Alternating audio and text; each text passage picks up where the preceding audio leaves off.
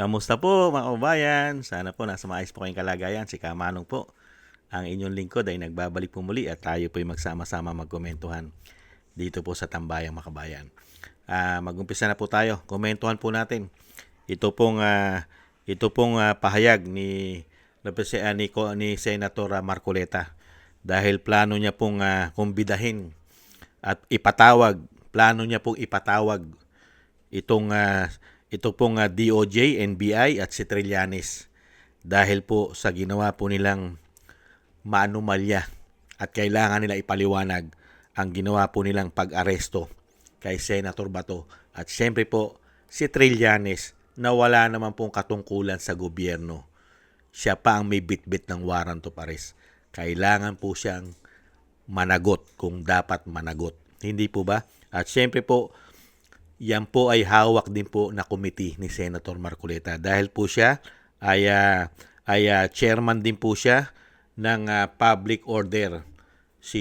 Chairman po siya ng Committee on Public Order, si Senator Marcoleta.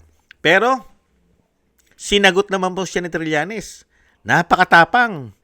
At kung gusto raw po ni Senator Marcoleta na babatukan siya, ay babatukan daw po siya.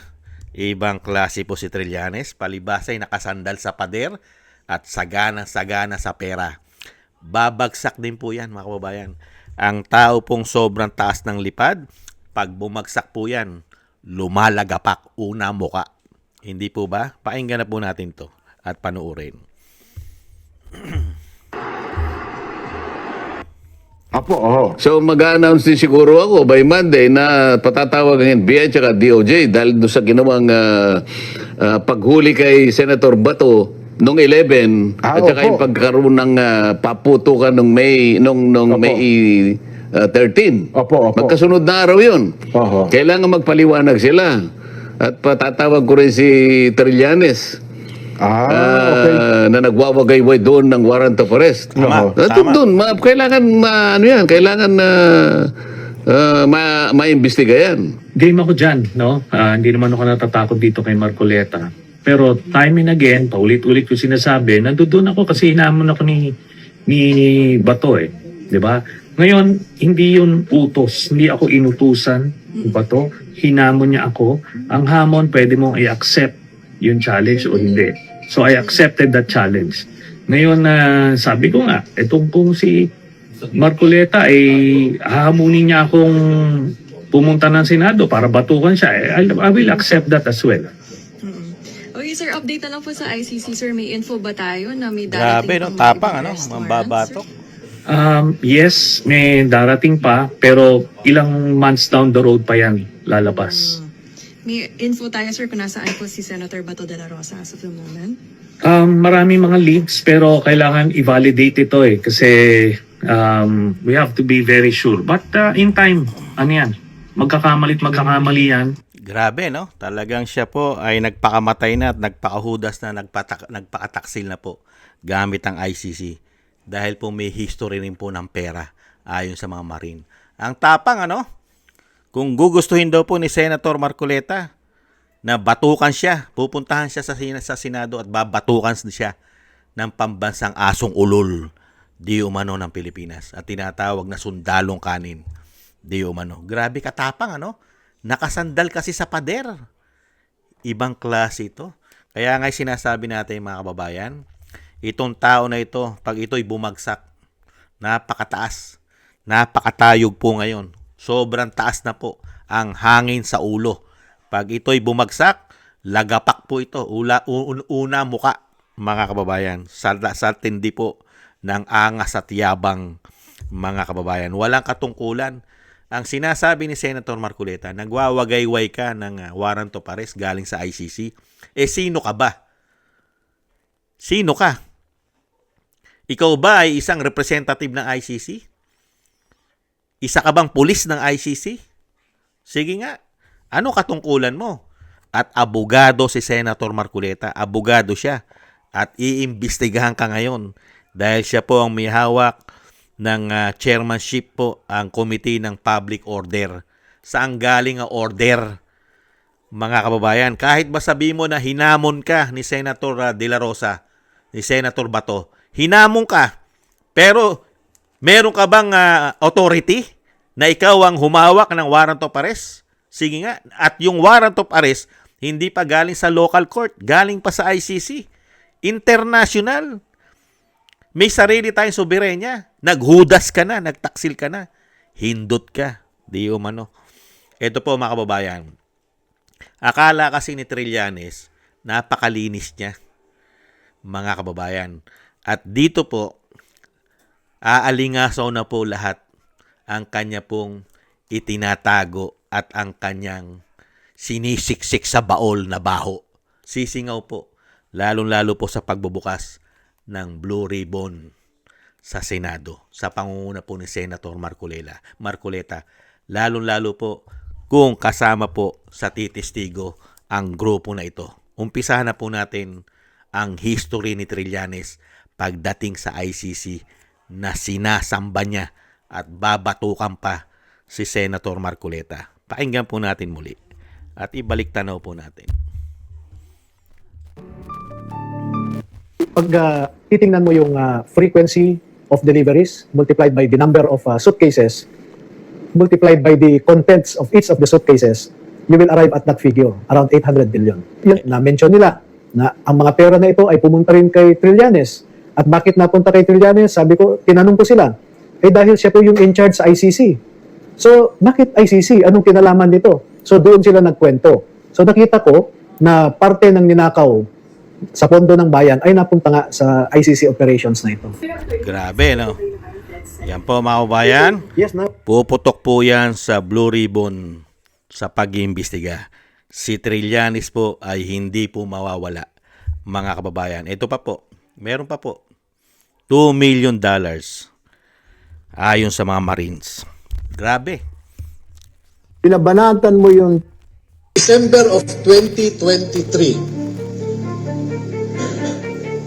At bago mag-December 2023, ay inutusan sila na magpapalit ng peso to dollars. 2 maleta na ang bawat maleta ay may nilalaman na 56 million pesos. Kaya nakapagpalit sila ng equivalent to $2 million. At ang sabi ng mga executive assistants ni Ginoong Saldico ay pinaghahandaan daw nila ang pagdating ng foreigners. At kalaunan ay nakilala ng mga ito na ang foreigners na binabanggit ay mga ICC investigators. Grabe, no? At nakapaloob dito na ang ginawa nila ay mag-interview ng mga witnesses Yan. na Lalabas po yan, mga kababayan. $2 million ginamit po sa ICC. Sino po ang nag-aasikaso sa ICC? Ang pambansang asong ulol di umano ng Pilipinas. Ito pa po ang mga soldiers na nagpapatotoo. Kaya nga napakatapang Napakatapang ni Trillanes, mga kababayan. Ubod ng tapang ngayon.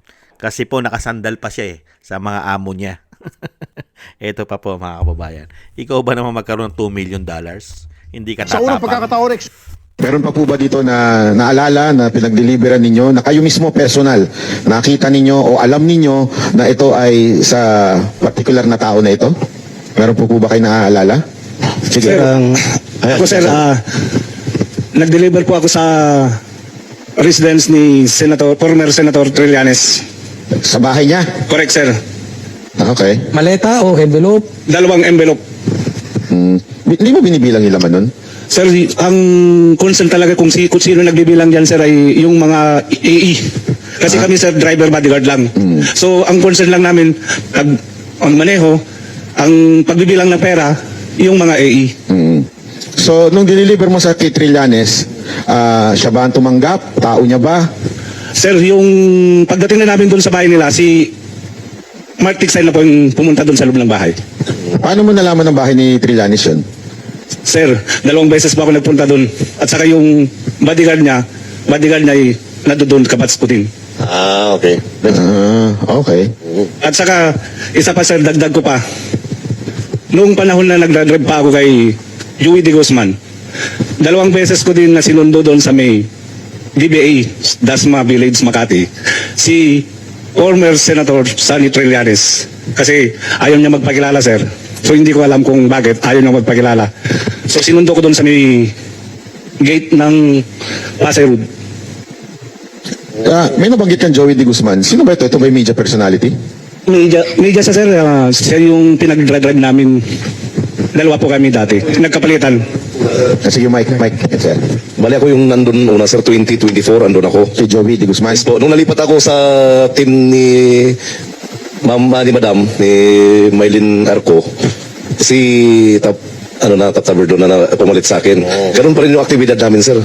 Activity ng saan ihalid yung pera. Sir, di ba, tama ba ako? Ito ba yung sa media? Ito si Joey de Guzman, tama ba? Yes po, yes po. May mga kasama pa yan sila, sir. Hindi ko lang muna bagkitin kasi nasa private individual, wala din po sa affidavit. Okay. Yun po marami sa bakit hindi namin sinama. Yung isang halimbawa lang yan, sir, si Joey de Guzman. Joey de Guzman po. Pero siya, nakakatanggap din. Possible, sir. Meron pa, sir. Ako po, sir, kay dating Senator Trillanes, nakapag-deliver din po ako doon ng 2 beses sa residence niya. Folder o Yung maleta? una po namin dineliver doon, sir, ay paper bag. Oo. Tapos, kasama ko po noon si Paul Estrada, yung iipo ni Kong Saldi. Yung pangalawa po, 6 na malita, Wow. 6 na malita yun. Kasama ko na po si Mark Tiksay. 6 na maleta? Yung din po yan ni boss. Wow! Kaya kung ano man po yung inano niya sa TV, todo deny po, imposible naman siguro. Ano nararamdaman nyo nung siyang unang-unang pumiyok at nagalit? Kaya nga at po sir, dinimanda naiinis kami lahat? sir eh. Ha? Kaya nga po sir, naiinis kami. Naiinis, nagagalit ka rin po kasi totoo yung sinasabi mo eh. Tapos pinapasinungalingan niya. Si Sir. May kanina si Sir, may gustong sabihin. Sige. Sir, experience ko rin po kay former Senator Trillanes. Itong 2025 po, nagdala kami ni Mark Tiksay doon sa bahay niya dyan sa may Antipolo. Isang expandable paper bag po. Wow, daming deliver kay Trillanes. 6 na maleta, tapos dire-diretso pa deliver ng mga expandable sobre. Mga kababayan, regular ang delivery. Meron ng $2 million, meron pang 6 na maleta, meron pang mga envelope, at kilalang kilala ka ng mga soldiers. Kilalang kilala ka. Mga kababayan, nakita nyo po, ito pong tao na ito na tinatawag na sundalong kanin, di umano, at pambansang asong ulol. Darating din po ang lagapak niyan. Sa dami po ng magpapatotoo ng ginawa niyang katarantaduhan at kawalangian, lalo-lalo po, nagpakatuta pa siya, nagpakaaso siya sa ICC, at grabe po ang politika, nagsabwatan sila. Gamit po ang pera ng taong bayan, ang gobyerno ng Pilipinas. Taong bayan pala ang gumagastos sa ICC. Para lang po sa demolition job sa mga Duterte. At yan ay hindi lang po sundalo ang nagpatotoo, pati po si Saldico. Kaya nga takot na takot sila na ito ay buksan muli dahil ang magbubukas po ay si Senator Marcoleta. At syempre po inaasahan din po natin na matanong po ang naging sabuatan din po ng NBI, ng DOJ. Sila matibag. Hindi po ba? Nakita nyo naman po. Kinubkub nila ang Senado. Grabe. Nakita nyo? Yung mismong presidente na tinatawag na bangag ng kanyang ate. Ano sabi ng presidente? Wala raw siyang inutos. Hindi siya nag-utos na dakpin si Senator Bato. Pero ang NBI, hindi tumitigil hanggang hindi nila nahuhuli si Bato. Pero ang presidente, wala raw siyang inuutos. Nakita nyo po, puro kasinungalingan ng mga hayop na ito. Di umano.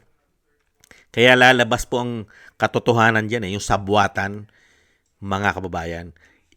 Yung sinasabi ng Pangulo, iba sa ginagawa ng mga tauhan niya. At itong pambansang asong ulol na napakatapang pa at mambabatok pa ng isang senador, samantalang siya ay walang posisyon, Dahil tumapang lang po siya, dahil akala niya mas makapangyarihan ang ICC sa ating bansa. Kaya ubod ng tapang. ICC na yata ang pinagmamalaki niya sa ating bansa, itong pambansang asong ulol na ito. Di umano. Hintayin po natin mga kababayan ang lagapak po ng pagbagsak po ng hayop na yan, di umano. Dahil sa pera, isang damukal palang pera, ang nakuha niyan. Ang tanong, kung si Trillanes ay nagkamal ng limpak-limpak na salapi sa buwis ng taong bayan, paano pa kaya ang NBI, si Matibag at ang DOJ? Hindi rin kaya nagkamal din ng mali-maleta yan? Nagtatanong lang po. Kasi isa trabaho nila Nabago ba? Demolition job. Mga kababayan, yan po ang komento po natin sa ubod po ng hangin at yabang na mambabatok pa ng senador kung gugustuhin daw po. Kung ako naman kay Senator Marcoleta, sige, pagpabatok siya. Tingnan natin kung makakaya niyang batukan sa Senado si Senator Marcoleta. Pupuntahan mo ron, babatukan mo? Tingnan natin kung makakaya niya. Hindi po ba? Sige, subukan mo. Di mo ba mga kabayan? Sa Senado mo pa babatukan ng isang senador? Unbelievable. Abogado pa babatukan mo? Senador? Nahando sa Senado? Bagaan siya abutin mo. Hindi kaya. Maraming salamat po mga kababayan. At talagang ganun po Pera-pera na po labanan. Dahil ang nanunungkulan po ngayon ay puro po walangya at suga pa sa pera at kapangyarihan. Daig pa po natin ang nanakawan pagka ikaw ay nabudol ng mga hayop na yan. Maraming salamat po sa gusto po natin tambay makabayan sa YouTube at TikTok. At thank you po sa inyong lahat. Mabuhay po kayo. Shoutout po sa inyong lahat mga kababayan. Sa muli po, taste lang po tayo. Bye-bye.